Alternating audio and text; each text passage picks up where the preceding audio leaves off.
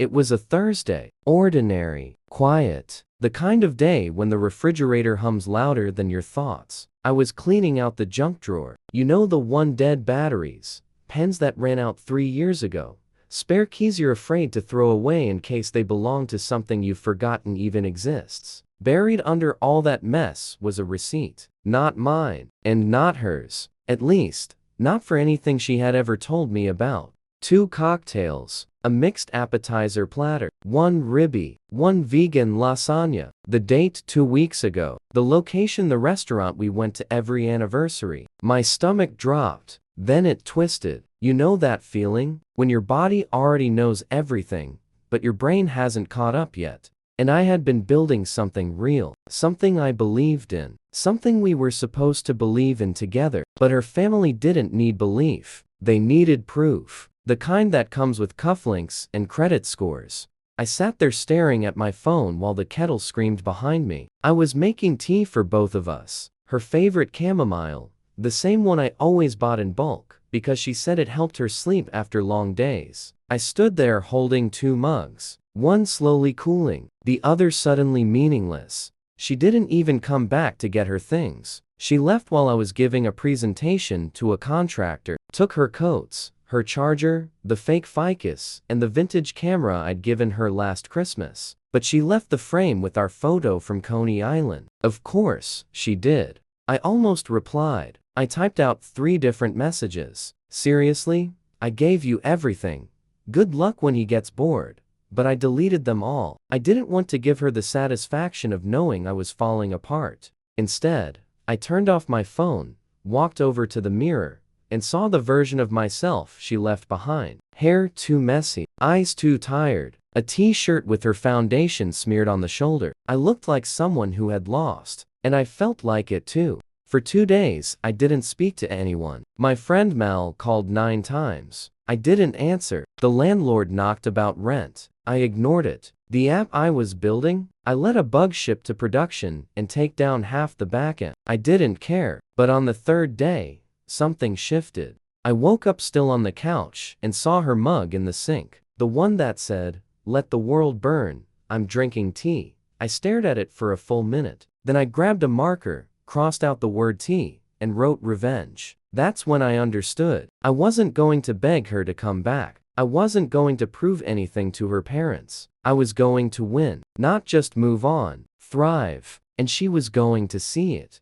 After that one-line breakup, I didn't hear from her for weeks. No calls, no scraps, just silence, like I'd never existed. But her social media, that told me everything. A few days later, she changed her profile photo, her and him at a ski resort. Matching white jackets, matching fake smiles. He was the type who wears sunglasses at night, probably because his ego blocks the moonlight. And the caption, "Grateful for new beginnings." New beginnings? I was still choking on the ending. People started messaging me, mutual friends. Some even had the nerve to ask if I was okay, as if I'd been gently let go instead of thrown out like last week's leftovers. One of them, Drew, sent me a screenshot from her story. Colin. Yes, his name was Colin. Of course, it was Colin. He was buying her a new car, not a used Civic. A fully loaded luxury SUV straight from the dealership. With a bow, a damn bow. I stared at that photo for hours. Not because I missed her, but because I couldn't stop thinking about how easily she traded everything we had for leather seats and lane assist. We had struggled together, sacrificed. She was there in the beginning, when I couldn't afford delivery and borrowed money from my cousin just to buy a laptop charger. She knew how much blood I'd poured into my startup. She watched me grind through 3 sleepless nights in a row, held my hand when the first investor ghosted. She said I was destined for something big. But I guess destiny loses its charm when someone already has a big house. I was the struggle story. Colin was the shortcut. What hurt most was that she used to say money didn't matter to her, that her family's obsession with image made her sick. She said she wanted something real. I was real, too real, so real that when life got uncomfortable, she ran back to comfort, to being chosen, to being approved by her parents again. I thought about confronting her, maybe showing up at one of their pretentious dinners and saying, "Hey, remember me? The guy you believed in before stock options? But I didn't. I buried myself in work. Not because I was strong, but because I had nothing else. It wasn't glamorous. It was brutal. I slept on the couch. The fridge held expired hummus and flat soda. I ignored messages, missed birthdays. My life became a loop. Wake up, stare at the screen, code, bugs, crash, repeat. But in the silence, something strange happened. My app started gaining users. Then a journalist wrote a small piece about it. Then a TikTok influencer made a video. And suddenly, people were talking. Investment offers trickled in. Then they poured. I didn't tell anyone, not even my closest friends. I wanted it to be mine, clean, because unlike her, I wasn't doing this for applause. I was doing it because I'd been written off, discarded, measured, and found lacking. And I wanted the next time she saw me to be not because I was standing at her door, but because I was everywhere she looked. The first time she saw my face again wasn't in person. It was on a billboard, right in her neighborhood. I didn't put it there out of spite, it just happened. My company closed its first major funding round, 7 figures, and the ad agency chose the location without telling me. Poetic, right? The same road her parents once drove me down while belittling me with small talk now carried my name above the traffic. I didn't post about it, didn't brag, but she saw it. Oh, she definitely saw it. I knew because a week later she unblocked me. Then came the likes on old posts. A thin trail of crumbs. And then the cherry on top. A message at 1:14 a.m., one word, congrats. I didn't reply, not because I had nothing to say, but because I had too much, and none of it belonged to her anymore. For months, I'd believed I was the broken one, that maybe she was right to leave, that maybe loving someone who builds everything from scratch is too much. But now, the same people I once begged for meetings were reaching out to me. I was hiring a team. I had a real office. I even got my first business credit card with my name embossed in silver. But I wasn't just rebuilding myself. Something else had changed. I met someone new. Her name was Emery, and she was nothing like Nadine. She didn't care that I didn't wear suits. She didn't treat ambition like currency you use to buy approval. She listened not as if she were searching for weaknesses, but because she genuinely cared. We met at a networking event I almost skipped. I was exhausted, unshaven, wearing the same sneakers I'd owned for 4 years. But she still found me interesting. Not my pitch, not my product, me. And just as things with Emery started becoming real, Aline reached out again. This time, the message was longer. I don't know if this is weird, but I drove past your billboard the other day. You look happy, really happy. I'm glad you're doing well. You always deserved more than what you were given. I didn't know what to do with that. It was too late, too rehearsed. Like she saw a ship sailing away and decided to swim after it just to say she tried. But I wasn't her backup plan anymore. I wasn't an emotional trampoline she could jump on whenever her golden boy was busy playing executive. And as for Colin, yeah, he didn't age well in this story. Mutual friends started whispering. He worked late all the time. Nadine stopped posting photos. Then someone said she'd moved out of his place. Rumors spread that his parents didn't like her personality. Ironic, right? But I didn't feel joy. Not even schadenfreude. I felt empty. Because when you're thrown away like trash and then rise, there's a hollow space left where revenge used to live. And you realize nothing you build erases what they did. It only proves you never needed them. I wasn't naive. I knew this wasn't over. Because when people leave you for something shinier, they don't expect what they left behind to one day blind them. It was a rainy Tuesday, the kind of day when the sky feels half defeated by morning. I was at the office finalizing a major partnership deal when the receptionist called, sounding uneasy. She says she knows you. She's not on the calendar, but she won't leave. I knew before she said the name. My stomach went cold. I walked into the lobby and there she was. Nadine. In a beige coat that probably cost more than my annual rent used to. Perfect hair, an unreadable face. But the glow was gone. There was something hollow in her eyes. She tried to smile. Wow, this place is huge. I said nothing, just looked at her. The same person who dumped me via text. vanished into luxury, and now stood here only because my name had started appearing in magazines. I was nearby, she said, forcing casual. I just wanted to see how you were. The lie was so obvious I didn't even flinch. This was planned. The timing wasn't accidental. 2 weeks after news of the company's expansion leaked, after a semi-viral photo of me with a Fortune 100 executive, suddenly I was visible again. Suddenly, I mattered again. I led her into a small conference room, away from the team. Gossip was the last thing I needed. She sat across from me like we were on a first date again. But I didn't lean in. I didn't ask how she was. I just waited. I made mistakes, she finally said. I didn't realize how much pressure my parents put on me. I thought Colin was the right choice. It felt safe. But it was all fake. I stayed silent. Part of me wanted to explode. To remind her she didn't just leave, she humiliated me. She let her parents talk about me like I was a phase to outgrow. She never defended me once. She turned 4 years into a warm-up for her real life. And now that her fantasy had collapsed, she remembered the broke guy with too many dreams.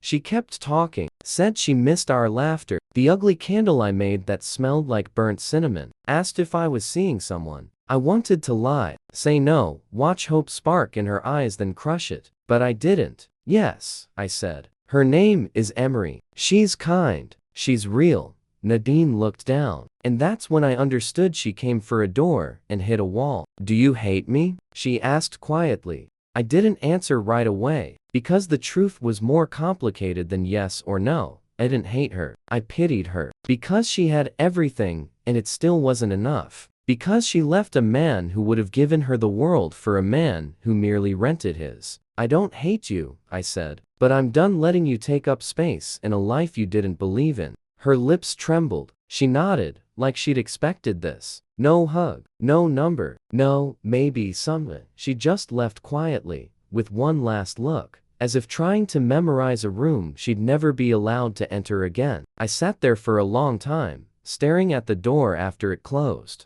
Because that was the first moment I truly felt like I'd won. Not out of revenge, not out of ego, but because I no longer needed her, not even a little. The days after she showed up were strangely quiet. No messages, no cryptic posts, no mutual friends saying she just needs closure. It was like she vanished again. But this time, it didn't hurt. I didn't wait by my phone, didn't scroll through her photos like a lovesick teenager. I felt nothing except clarity, but the silence didn't last. It was a Saturday afternoon. Emery and I had just returned from a charity tech event where I'd given a short talk about resilience and failure. Ironic, right? I opened the door with that warm, exhausted feeling that comes after doing something that matters. Emery kicked off her shoes, smiled, and said she'd make coffee. And that's when my phone buzzed. A message from Nadine. No words, just a photo. Dimly lit floor of her apartment. Scattered boxes. A single glass of wine. A moving out moment. Maybe a symbol. Maybe bait. Under the photo, one line. I miss feeling safe. It hit strangely. Not because I felt sorry for her, but because it was so predictable. As soon as the applause faded, she crawled back to the one person who clapped without a stage or spotlight. She used to call me safe, like it was a flaw, but what she really meant was stable, loyal, the man who stays when things get hard instead of disappearing when her shine dims. I didn't reply. I didn't even show Emery. Not because I was hiding anything, but because I didn't want Nadine living in my new life, not even as a shadow. She'd already taken too much time, trust, peace. That evening, Emery and I sat on the couch watching reruns of some dumb early 2000s sitcom, and I couldn't stop thinking about how far I'd come, how close I'd been to giving up, letting her family define me, becoming the bitter, broken ex they always imagined. Instead, I built myself from nothing, from a cracked laptop, a burned-out heart, and an insane amount of stubbornness. And now, there was someone beside me who didn't love me despite who I was, but because of it. The next day I got another message from Nadine. This one longer. She wrote that she kept thinking about the small things. My stupid morning playlists. The notes I left in her shoes before interviews. How she didn't understand why she threw all of that away. She was panicking. Everyone said Colin was a dream, but he wasn't me. And he never could be. I stared at the screen for a long time. Part of me wanted to write something sharp, to unload everything I'd swallowed over the past year, but I didn't, because now, silence was the answer. She was looking for absolution. I was looking forward. Later that week, she appeared again. Not at the office at a panel I was speaking on. I saw her just after I stepped off stage, standing in the back, trying to blend into the crowd. She didn't approach, just watched, probably trying to understand how I went from the guy fixing extension cords on the floor to the man on stage with a microphone, talking about growth. Our eyes met. I nodded. No smile, no gesture. She nodded back and left. And in that moment I knew. The old me would have run after her. The broken me would have believed love deserved a second chance just because someone finally missed it. But the man I'd become was too busy living the life she never believed in. 3 weeks passed, and just when I thought everything was finally behind me, I received an invitation I never expected. One of our former mutual friends was hosting a rooftop party to celebrate the launch of a wellness startup, and I was invited as a guest speaker. Nothing too formal, just a 5-minute talk by the fire about entrepreneurship and emotional resilience. The word irony doesn't even come close. I almost declined, but Emery convinced me to go. "You've earned the spotlight," she said, "and maybe it's time certain people see what thriving actually looks like." The venue was stunning, glass everywhere, soft jazz, fake smiles, and real cocktails floating through the crowd. People I hadn't seen in years suddenly remembered my name, and as I stood at the edge of the roof,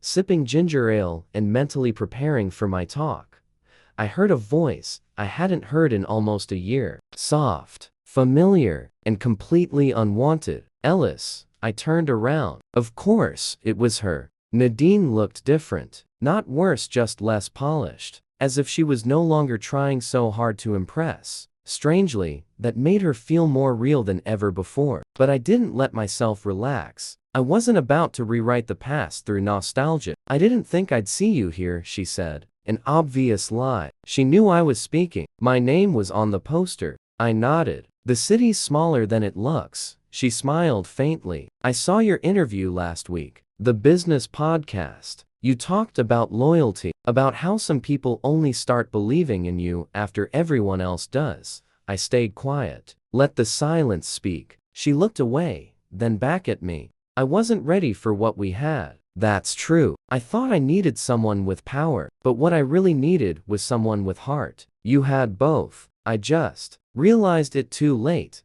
There it was. The confession. The scene she had probably replayed in her head hundreds of times, expecting me to soften, suggest a drink, say, "Let's catch up." The old me might have. But while she was looking back, I had been moving forward every single day. "I'm glad you understand that now," I finally said. "But you understand it for yourself, not for us. And there's nothing left to save." She blinked a few times, stunned by my calm, my balance, as if she'd expected bitterness, pain, or me quietly waiting for her to say she'd made a mistake. But I wasn't that man anymore. And as if written by karma itself, Emery appeared. She walked up, slipped her arm through mine, and gave Nadine a warm, confident smile, the kind worn by someone with nothing to prove. I didn't need to introduce her. Nadine knew exactly who she was. Emery asked if I was ready to review my notes before the talk. I said yes. Nadine took a step back. Something flickered in her eyes somewhere between regret and acceptance.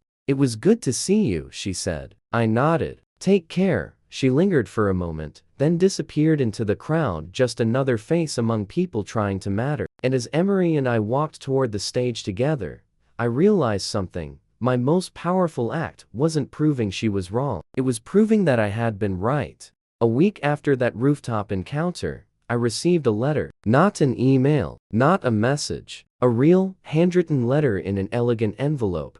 My name written in slanted cursive, the same handwriting she once used on sticky notes on our bathroom mirror. Inside were 5 pages, front and back. 5 pages of apologies, memories, explanations, justifications, and of course, regret. She wrote about waiting for a spark with Colin, about believing stability would come later, about feeling like a guest in her own life. She wrote about missing the way I hummed under my breath when I was focused, how I remembered her coffee order when she forgot, how I saw her before anyone else did. But the line that stayed lodged in my chest was near the end.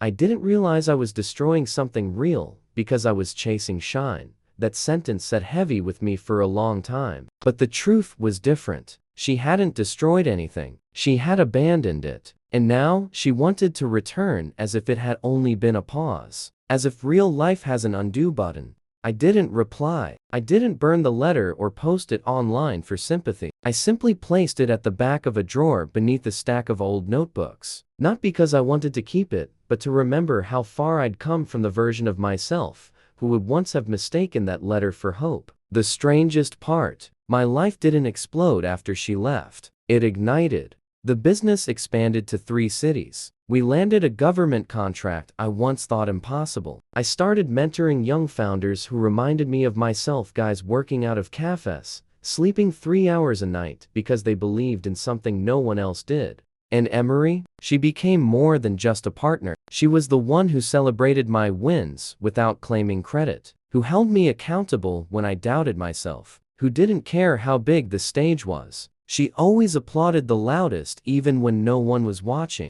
One evening, after a long day of meetings, I told Emery the whole story. From the beginning, no filters. The message, the yacht photos, the letter, everything. I expected it to hurt her, or upset her, maybe even spark a little jealousy. Instead, she smiled softly and said, "I'm not afraid of your past. I'm grateful to it for making room for me." And that's when I understood. Everything I thought I'd lost had never really been mine. I was holding onto an idea of love built on survival and hope, not trust and truth. What Nadine gave me in that final year wasn't love. It was a countdown to betrayal. What I had now was peace, honesty, solid ground that didn't need to be earned or begged for. She had her chance. She walked away, and no matter how many letters she wrote or how many times she appeared in a crowd, the ending couldn't be rewritten, because the man she left no longer existed. The last time I saw Nadine was by accident. No plan, no dramatic entrance, no audience, just an ordinary morning at a downtown cafe I often stopped at before work. I stood in line, half awake, waiting for my black coffee, when I heard a soft gasp behind me. I turned, and there she was. She looked smaller, not physically, emotionally, as if years of regret had begun pressing in, collapsing her from the inside. She smiled, but her eyes were empty. I nodded politely. "You look good," she said awkwardly. "I'm just getting coffee," I replied. "Nothing special." She laughed nervously. "I meant, in life." I said nothing. My silence answered for me. The life she once left was now beyond her reach. She asked if we could sit for a minute. I agreed, not out of curiosity, but to close the chapter for good. She told me how things ended with Colin, how everything fell apart once the image cracked, how he treated her more like a trophy than a partner, how his parents never approved of her anyway, even after she followed every plan they laid out. She admitted she was lonely, that she constantly thought about the life she'd abandoned. About me. "I know it's too late," she said, her voice trembling, "but you were the only one who truly saw me, not for what I could give but for who I was." I took a sip of my coffee and looked her straight in the eyes, and for the first time, I felt no anger, no pain, not even sadness. I felt free. "I did see you," I said quietly, "and I loved you the best way I knew how. But you didn't see me, not when it mattered. And the man you left, he isn't here anymore." Tears welled in her eyes. She nodded as if she'd known this would be the answer, as if part of her still hoped for something different, but deep down respected the truth. I stood, wished her peace, and walked away without looking back. And that was the end. No scene, no final kiss, no explosion, just 2 people who chose different roads, and one of them finally accepted that she chose the wrong one. Now, I wake up every morning beside Emery. We live in a modest but beautiful home on the edge of the city. She makes coffee while I review pitches. We argue about which movie to watch and who forgot to unload the dishwasher again. This isn't a fantasy. This is real life. And it's exactly what I always wanted. Not someone who loved the idea of me, but someone who stood beside me when I had nothing and who stands beside me now that I've built everything. My business is thriving. My heart is healed. My past is closed. And the best part? I didn't have to take revenge. I just had to grow. Quietly, honestly, completely. She lost something rare the day she walked away. And me? I found everything.